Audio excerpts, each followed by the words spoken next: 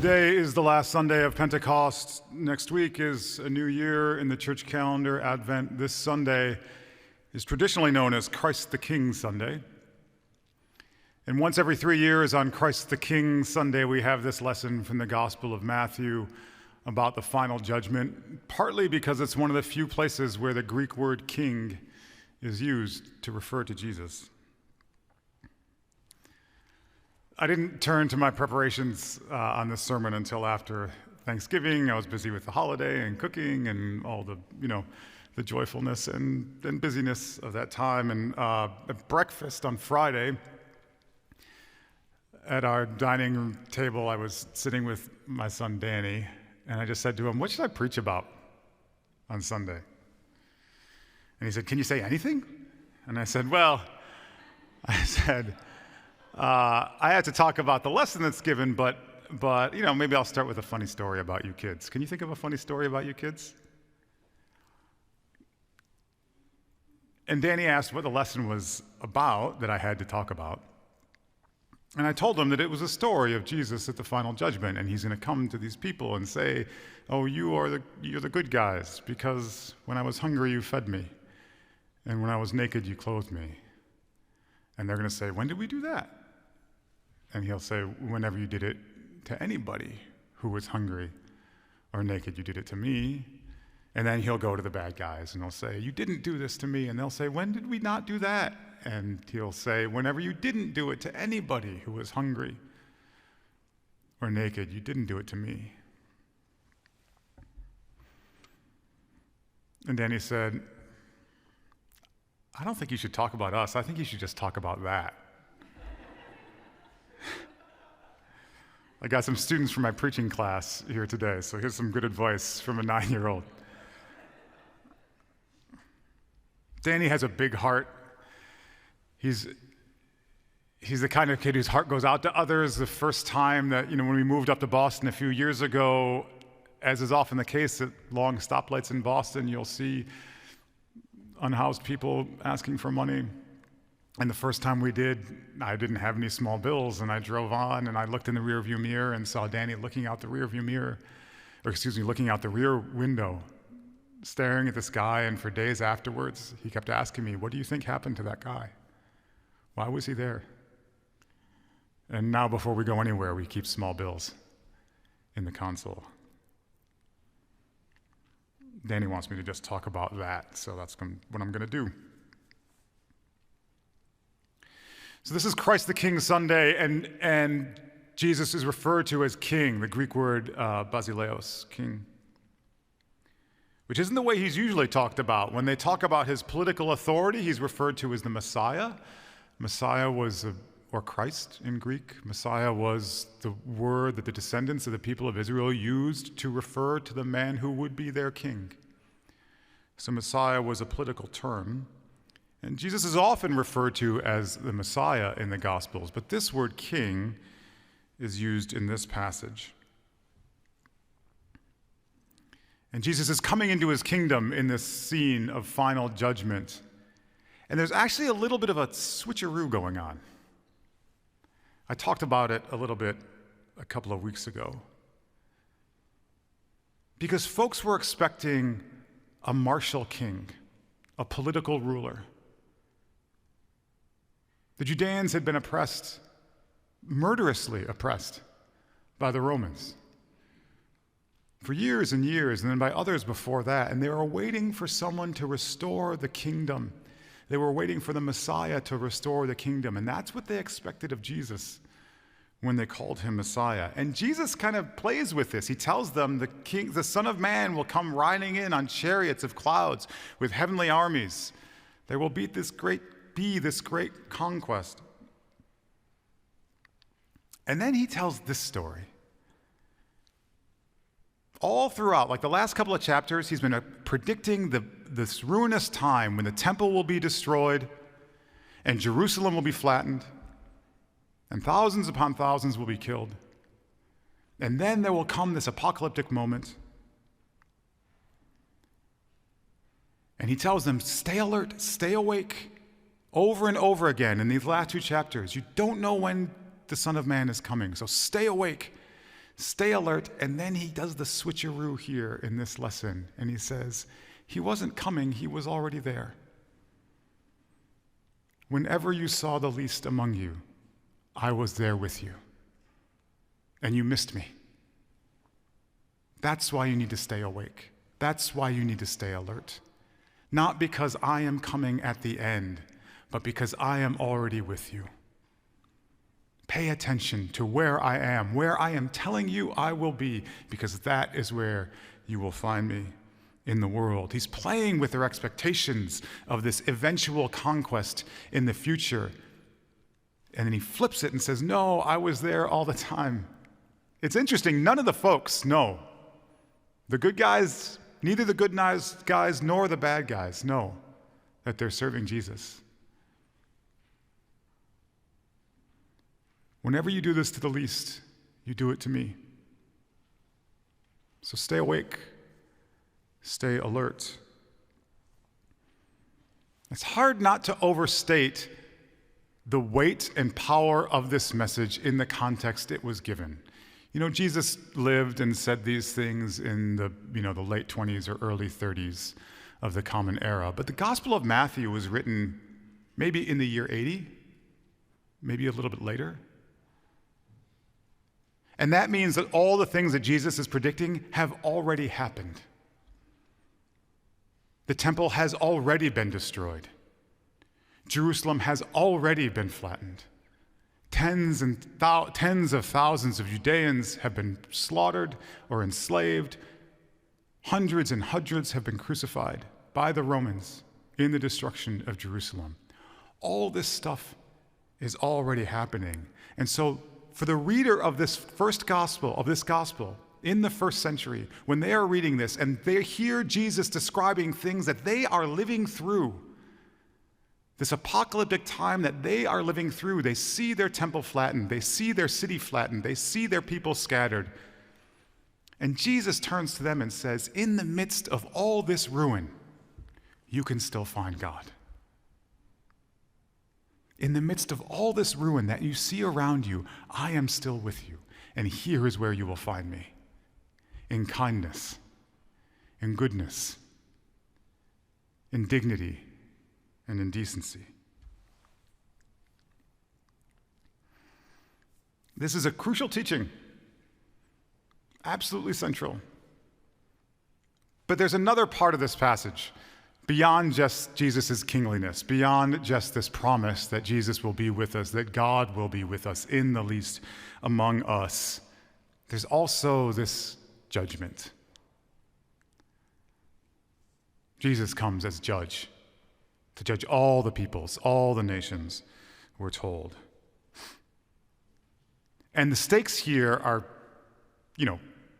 cosmological. They could not be bigger. Eternal life, eternal punishment. This is what Jesus says. Eternal life and eternal punishment. And as I read this parable, this passage on Friday and Saturday, these were the lines, especially the eternal punishment part. These were the lines that I wanted to avoid, that I wanted to read past. And so they're also the lines I knew I had to try to preach on. Because I'm ambivalent about these terms. I'm ambivalent about this idea of eternal punishment, if I'm honest. Because I believe what we say at the beginning of the service, what Paul tells us in the epistle to the Romans, that neither death nor life nor anything else in all creation will be able to separate us from the love of God. And so punishment is hard, especially eternal punishment, is hard for me to wrap my little head around. But even eternity, that's hard for me too. Of course it is. I'm time-bound, I'm finite like anybody else. But to be perfectly honest, I don't have any strong, picture of the afterlife. I feel deeply bound to people who I love who have died. I believe they are bound to me. I don't think death can overcome theirs or mine, can overcome the bind that we share. But I don't have any idea of angels with wings or clouds in the sky or anything else like that. So what am I to do with eternal punishment here? In fact, I think Jesus is making a similar kind of switcheroo. In the same way that he says, don't expect a general king riding on clouds from heaven, but look for me in the present in the world around you. I think Jesus is doing the same thing with the way he is talking about eternal life and eternal punishment. And let me try to explain why I think that. The word for eternal here in the Greek is aionios. It's related to the word eon. We have this word in English, eon. An eon is just a huge span of time. And aionios is the adjective form of the word eon. It just means like eon-like. But the thing is that eons were not understood to be like, there were lots of eons. It was just a huge span of time. They didn't like stretch forever into the future. We live within an eon. Time surrounds us in this eon. There is not a sense of going into the future limitlessly, stretching into the future forever. Rather, the sense is more like sinking into the present fully. It's not otherworldly, it's this worldly. Another way to think about this word aionios is it means like having the quality of time itself. Not moving through time forever, but just being fully present in the moment, maybe like God is. I know this is very abstract, but it's really important, I think, because we tend to think about eternal as just day after day after day after day into some future that maybe we can or can't imagine. But aionios actually says something more about how we are in the here and now. The quality of it for us and of us in this moment. So that's the first thing, aionios. Not limitless stretching into the future, but something about the fullness of the present. So how about this other word that's translated as punishment? The Greek word here is kolasis. And as much as Jesus talks about the repercussions of, not following God's commandments or whatever, this word, kolasis, is only used twice in the whole New Testament, here and in one other place. I'll talk about the other place in a second. But kolasis means like to be tormented, but it's a particular kind of torment. It's the torment that comes when you are deprived of something, when something you want or need is taken from you. That's the particular kind of punishment referred to here. So when is the other time in the New Testament that this word kolasis arises? It's actually far away. It's in the first letter of John.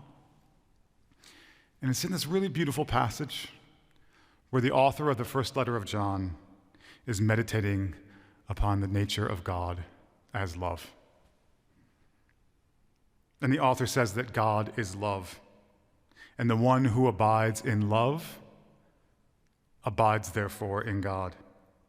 And then he says, so we don't fear judgment. Because fear is about punishment, about kolasis. And there is no fear in love. He says, we live in the world, in this world, as God lives in this world, in love. And so we don't have to fear being deprived of him as long as we live in love. This person, too, writing in the wake of the destruction of Jerusalem, seeing the ruins around him, says, God is love, and if we love, God is with us. In the midst of a ruinous world, a ruined world, God is love. What is your reward in the midst of this world? Love itself is your reward, because God is there. What are you deprived of If you fail to love in this ruinous world, you're deprived of love, which is the comfort we are promised in this ruined world. Again, I think Jesus is toying with our notions, playing with our ideas about the afterlife, about a kind of sweet hereafter or a bitter hereafter. This parable is not prospective, it's about the present. And it's not metaphorical, really. It's not even that metaphysical. It's about the here and now, feeding the hungry, clothing the naked, welcoming the stranger, caring for the sick, visiting the prisoner. Here and now, in this world, not some other world in the future, in this world, love is the reward, because in the ruins of this world, God is love. And it tracks. I have to tell you, at least as much as I know, the reason I start my sermons with kids' stories a lot of the time is not just because I think they're cute or funny, although they often are. It's because I love them. And my love for them and their love for me and for my family teaches me more about the nature of God than all the philosophy and theology books I read at the Divinity School. And when I start there, I feel like I won't go far wrong. And it works in reverse as well. The reason why Danny's heart was broken for days and days after we failed to give $2 to that guy on the street, because he was deprived of the chance to just love somebody a little bit. And I don't want to overly sentimentalize it, because it's true in these sweet, loving family examples. But we're talking about, eternal damnation, all these things. We know what hell looks like. It looks like Jerusalem 2,000 years ago. It looks like Gaza today. We don't need to imagine a future place which is hellish in some mythological or legendary or some other kind of way. We know what it looks like in these places and countless other places in our world, countless other moments in our world. Places where kindness and goodness and decency and dignity are so hard to come by and so desperately needed. Our world is ruined. But in the ruins of the world, God is love. Jesus tells us this story about him riding in on clouds and sitting on a throne and serving as judge. But this isn't some pie-eyed fantasy. It's actually quite practical. He's giving us the plan. Feed the hungry. Give drink to the thirsty. Clothe the naked. Welcome the stranger. Care for the sick. Visit the prisoner. We have a to-do list for our ruined world. He tells us what to do. He shows us throughout these Gospels how to do it. No wonder then that the first word to every disciple, including us, is follow me.